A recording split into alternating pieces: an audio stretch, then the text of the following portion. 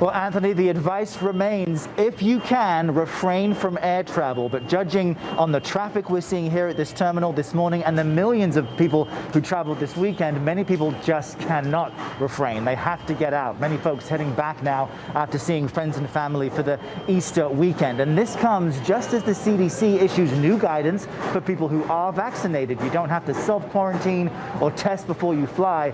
But the major caveat here is it still advises against international travel and non-essential domestic trips. In San Jose, California, Kathy Anderson reunited with her daughter for the first time in a year.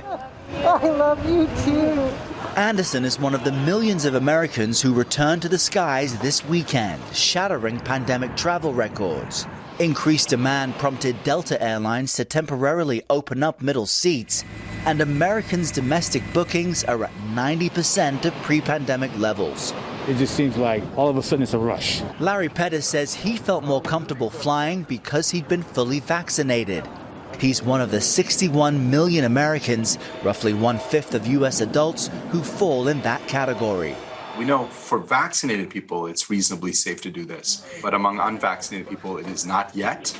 And I'm worried that it's going to lead to, unfortunately, more infections and more hospitalizations. Dr. Ashish Jha says decreased testing, relaxation of public health measures, and new variants are now contributing to the spread of COVID in several states. It really is a race right now between these variants that have become widespread and are spreading much more effectively and quickly, and how many people we can protect through vaccines. The variant initially detected in the UK now accounts for about 26% of COVID cases in the US. And this weekend, officials announced a new variant initially identified in India was found in the Bay Area. It's actually just made up of a couple of other variants that we've seen elsewhere. The data so far suggests that it may be more contagious, like the UK variant is.